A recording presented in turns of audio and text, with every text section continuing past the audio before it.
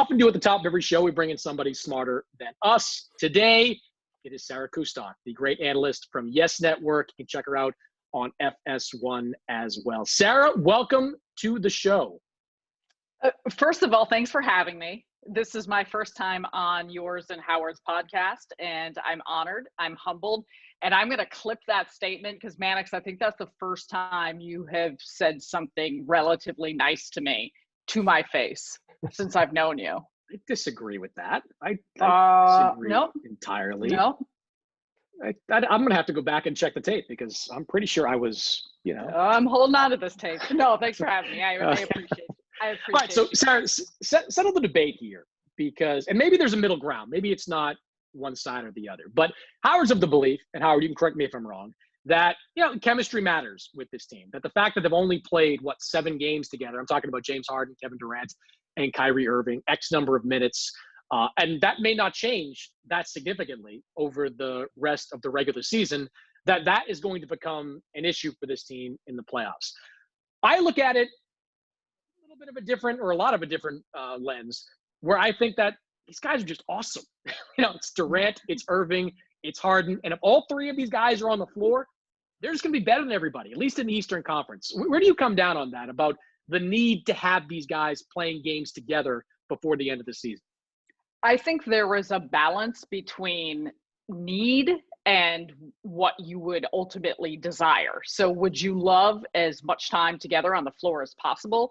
Without a doubt, but by virtue of injuries, the lack of availability, just how this season has gone, you are going to just be happy when all 3 can finally be on the floor together and hopefully be healthy. Because I think first and foremost, the priority is that these guys are healthy. Now, what I will say is despite the fact that they've only played together, we'll call it 6.5 games, that funky Toronto game where with the health and safety protocols of Kevin Durant not starting and being pulled in the middle of it, I think there has in some ways been a distinction of roles and fit for these players, especially when it comes to James Harden, Kyrie Irving, Kevin Durant. I think top of him being one of the most prolific scorers we have seen, and just you said it, just absolutely tremendous as a player.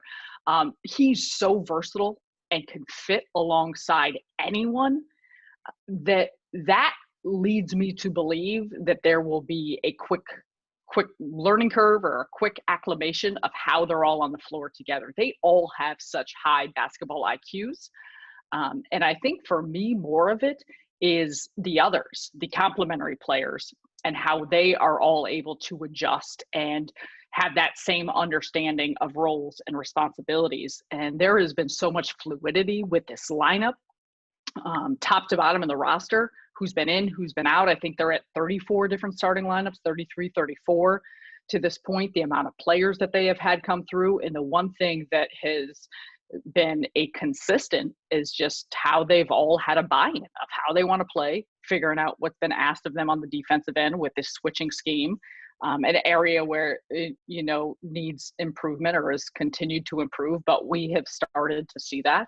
And offensively, I mean, James Harden and Kyrie Irving and Kevin Durant are just so eye-poppingly talented that when you see it on a daily basis, it is evident the gravity each of them have. Then add in a Jeff Green, who's been shooting lights out from the 3-point line with highlight dunks. Joe Harris, you got one of the most efficient 3-point shooters in the league. The list goes on. And so do I think that there's probably going to be different periods throughout the course of the game that'll take some time? Absolutely. To me, a lot of it, because you'll probably stagger those guys in some regard, to me, a lot of it is just closing games. But when you have 3 of the best closers or those that can work in isolation with efficiency, I think that gap with talent will make up for what you are lacking in chemistry and time spent together on the floor. So, Sarah, the way I've looked at this and the way I framed it is that it's my skepticism, if I could even call it that. It almost sounds like too strong of a word. It's not that I have any doubt about the ability of Kevin Durant, Kyrie Irving, and James Harden to play at a high level or to play at a high level simultaneously alongside each other. It's more that there's just no template for this. There's no precedent for this. And even if they had started the season together and then gone through this, would be one thing, but they did not start the season together. So they've not had a training camp together. There's been no practices in a season like this one anyway. And James Harden got to them a month in. So he hasn't even been with the Nets that long, period, much less on the court with them. So you have all that. And we spend every year of our NBA coverage, every season we talk about teams with their continuity, how many guys do they have back, and what they've been through together. The trials that teams go through, they break through, they make a playoff run, they fall back, they go a little further the next year. Chemistry, rhythm, familiarity, like all of these things, they're not just buzzwords. Like, they do matter. So can we just possibly throw all of that out and just say, you know what, they're so incredibly talented that as long as they're healthy, none of that matters. Like, I have a really hard time going to that place. And look, like you played the game at a high level yourself, Sarah. Like, you know what it means to like be able to read your teammates, and especially in situations and in clutch time, whether it's defensive reads, offensive reads, like that. Like, how could that stuff just all of a sudden not matter? Is that even possible? I'll first say James Harden did play 34 games with the Nets, and you can call that a lot or a little, depending on how you view it in the context of this season. And he was averaging 25, around 25, 11, and 8 or 9 or something like that. But how he was able to orchestrate the offense and elevate the level of play of everyone around him, that's, I don't know where you sit on it with the exit of Houston, but that's why for many, he was in the MVP discussion, or feeling like he was playing at an MVP level.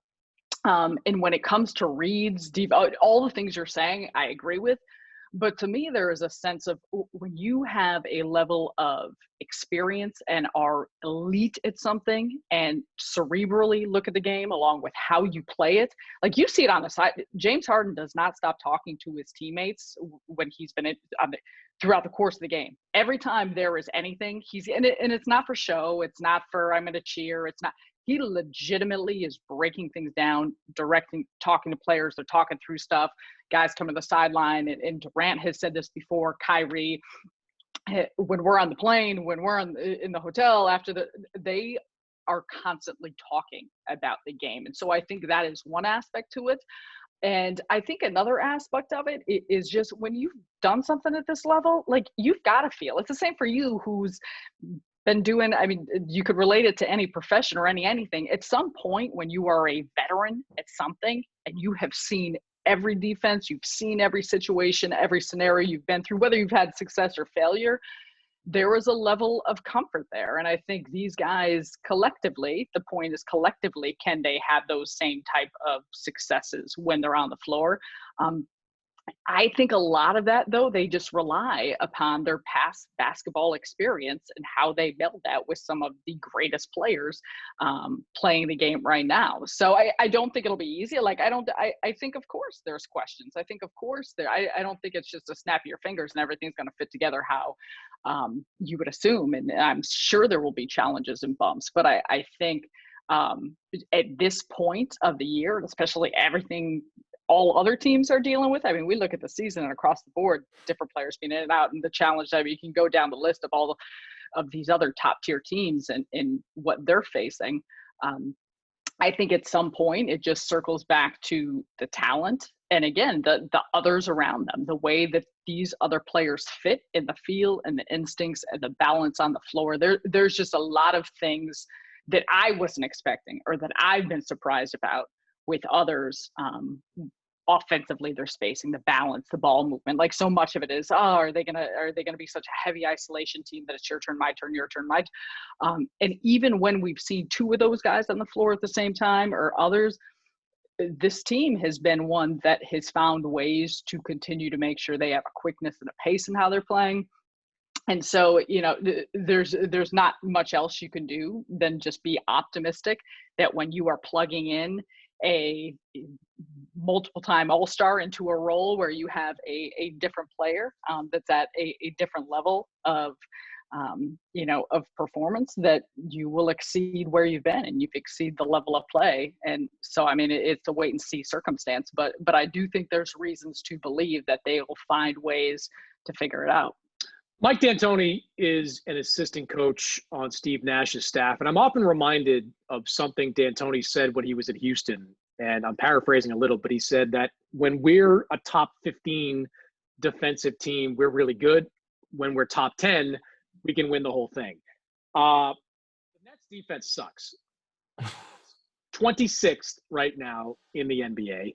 In the game against, well, okay, was the Milwaukee game a good defensive effort? Like, are we put let me just throw the numbers aside from that one. Let me just throw the numbers at you. Like, I mean, against Milwaukee, up here, they allowed the Bucks to shoot 50% from the floor, 41% from three, and 50% from the free throw line, which I guess is bad, but that's not really anything to do with defense. Is like, I get your point that they've been a little bit better as of late, but James Harden coming back doesn't help that defense. Like, it's not like he's some defensive stopper. How many points off turnovers did Milwaukee have? Do you have the box score? We're really gonna do this. We're gonna. Do we have like elevator music we can play while this goes on? The Bucks had 14 points off turnovers. Nets had 20, so they were up. I think you've is that the reverse? it. Yeah. 20 points off turnovers, yes. Sorry, I'm asking you a question I knew the answer to. And okay. I get to this. I get to this. Just say it, Sarah. Just say the damn answer. Well, I was trying to have some build up. But what I have seen, especially early on with the Nets, when they struggled immensely on the defensive end, when you saw steady improvements, when they were on a good streak and run, to me, the biggest factor that stresses their defense is when they turn the basketball over. And so if you pick out games where they've given up a ton of points or areas they struggle, and I'm not saying they're a top tier defensive team, but when you're talking about trying to get to that 15th range, that middle ground of defense, it all circles back to, did they take care of the basketball? Were teams able just to get runouts, get easy looks, and second chance points? And taking care of the defensive glass. And that has been such a heavy emphasis in my mind of when you see them be able to get stops, because they've closed out games really well. Why? Well, because if they get you in the half court and they have to make some timely stops, they've shown an ability to do that. And so James Harden coming back, like I do, you can look at what you want with what you view him as a defender. One, he takes care of the him having another ball handler to be able to take care of the basketball. And two, they're switching defense, how they have communicated and moved and how he can defend guys in the post at times. He was a strong defender. And I think even like you look at Kyrie Irving, so much of it comes down to effort level and engagement each possession, which you see more at the end of games and the activity and him getting some, there's a lot of areas in. Maybe it won't pan out, maybe it will, but there's a lot of areas to me. I think Kevin Durant's still coming back from that injury. He before he got hurt was probably the best defender that they had. Nicholas Claxton is finally available after coming out of health and safety protocols. Didn't play the other day. I think they'll probably ramp him up as they get towards the end of the season. But Steve Nash has called him maybe one of their best defenders. They've been missing some pieces at times. That it goes back to, again, if guys get healthy, I think you can aspire to be that around the middle of the pack defense that can do enough to support your offense and what they anticipate to do in terms of putting up points. But I've said this all season, and to me, so much of it is taking care of the basketball, because there has been games that teams have had 20 extra shots, 15 extra shots, however many looks, and it's made a major difference at the end. Howard, were you dazzled by the 51% that Portland shot in the game against Brooklyn, and 44% from three? I'm just wondering where's this great defense? I didn't say it was great. I said it had been better. Great. It's been better. It was a low bar. Great. It was a low bar. But even like Giannis, do you expect Giannis in that game? I mean, we're specifically looking at that one game do you think he's going to go 4 of 8 from 3 and hit I don't know what the exact number of if jump you're playing shots he 10 hit. feet off of him every time he lines up for a shot, then yeah, probably. You do think so? You think that he's a If you're 50%? going to give him 15 minutes to steady himself, line it up, think about what he's ordering for lunch and everything. Yeah, I don't think he's the guy you just leave out there anymore. Like, he's still not consistent. No, you're right. But But I think that's where you learn. You have adjustment. You try to figure things out. He was incredible. He was incredible. And you are correct. You are correct. But he was incredible. But I do think there's a give and take that you learn from, and that goes back to like the playoffs are just a different beast. All right, so you can look at things. Yeah. This is my biggest curiosity because we all look at this as really a 3-team race in the East, and I don't think too many people would argue that point. And it's hard to evaluate. You haven't seen Evan Fournier shoot lately. Look out, Celtics. Evan Fournier knocking down threes. Celtics are meanwhile, Jaylen Brown and Jason Tatum are running into each other. Oh, that was their season epitomized. That felt right so there. Bad. Somehow. That was awful. Yeah. Who, Sarah, among the other 2 contenders in the East, do you think is the tougher matchup for the Nets? Is it the Bucks with Giannis? Is it the Sixers with Embiid? If someone's going to derail them, which one is more likely to? I think that's such a tough question because they're both such excellent stacked teams. I've been really impressed. Obviously, Giannis is Giannis, but just really impressed with what Drew Holiday has been able to add to this group. The way that everyone else is shooting the 3, like surrounding Giannis with shooters. I think we're all just curious to see how the regular season tweaks and adjustments in Milwaukee will translate into the postseason. However, Joel Embiid is just an absolute beast. And if there's an area that the Nets have throughout the course of the season we have seen is struggled with big men that can switch you out. I mean, that is an area of concern is the front court depth or just size when you're facing a center that has the skill set of Joel Embiid. I mean, he's been a problem for everyone. So let's not act that he has not just been dominating, pretty much any opponent that he faces. But to me, Joel is scary, and how Philadelphia defense can be scary. But then you look at the other side of things and you wonder, will they go through stretches where they may be stagnant or struggle to score? So I don't know if there's a good answer. And you also have shooters now. Like, you have shooters open up the floor again for 76ers that we didn't really see, the last 2 postseasons or whatever it may be. So I wouldn't necessarily say one over the other, but I would say that the lack of inside size for the Nets combated with what Joel Embiid is doing to the league. He's just as Sarah drops her headphone on the Zoom. I knew it was falling out, but I also didn't want to touch it because I thought it was going to hang up the Zoom. No, that's fair. And we will end, though, on that note, though, Sarah. We appreciate it. I will look forward to your positive comments on the defense, as you and Howard believe it's clicking on all cylinders right now. You're acting like we're saying they're one of the top defenses in the league. You just need to be able to. But let me say this: to support you. Like, is Giannis going to go for 49 again? No, but at some point you got to stop like a guy. You got to stop at Embiid. You got to stop at Giannis. Okay, I get it, but just to that point, Milwaukee scored 117. The Nets lost by 3. They gave up 20 points off turnovers, and James Harden was sitting on the bench. Like, that's where what's that? We're doing moral victories now? Oh, come on now. I'm not saying a moral victory. I'm just saying you're asking if maybe Giannis has scored 49 again. I don't know. But when you're projecting, you're asking me to project. I also think Milwaukee is tough. Like, I'm not. Milwaukee's really good. Milwaukee is a tremendous team. Philadelphia is a tremendous team.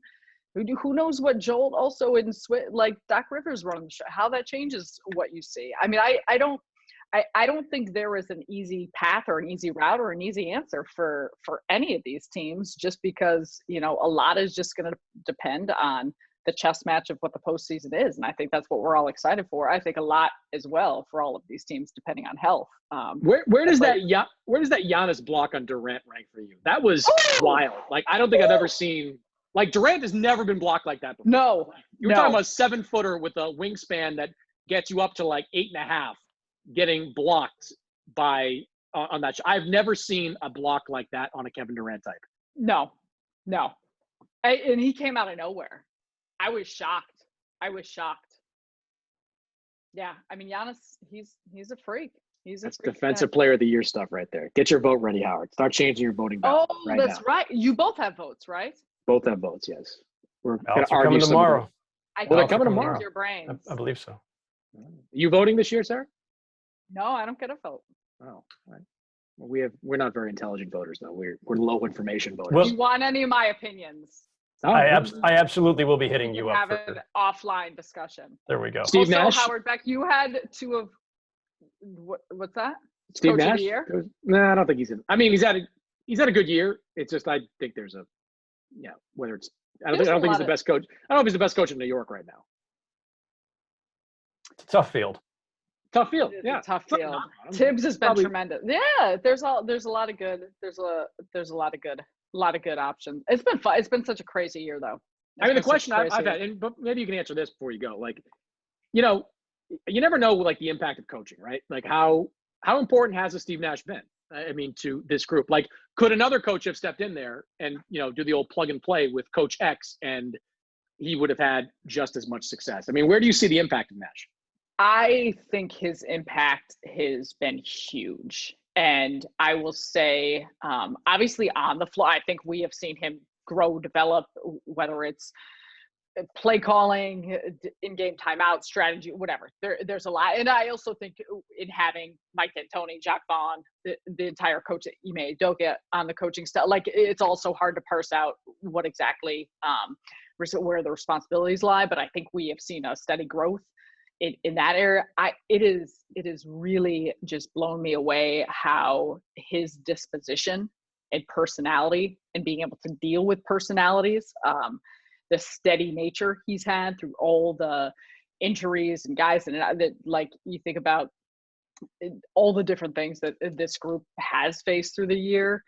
To me, it has filtered down and affected the entire attitude and personality of this team. And if you would have told me that you had Kevin Durant playing 20 some odd games, Harden playing 30 some, Kyrie and they would still be at this point, half game back of Philadelphia for first in the East. The retirement of Marcus Aldridge, like there has been a lot of different things that I have just been wildly impressed with. Again, his attitude and how much he seemingly has just affected the personality of this group. And so could another, I don't know the answer to that hypothetical, but I do think that who he is as a coach, but also just the respect that he's garnered for the job he does as a human, and the way he resonates with guys definitely has made a difference. No, I've always thought that if coaching superstars was easy, there'd be a lot more than just a handful of coaches this century that have won championships. Phil Jackson, great superstar coach. Eric Spoelstra, excellent superstar coach. It's not easy to coach these quote unquote super teams. Well, because you've got such big personalities. Yeah. You need different personalities, but then you also need to make sure the rest of your roster and the other guys are, ready and performing in a way that you need to have them do. So yeah, it's not easy. It's not easy coaching Kyrie alone, as I saw up close and personal in Boston for 2 years now, but especially that last year. So that's a conversation.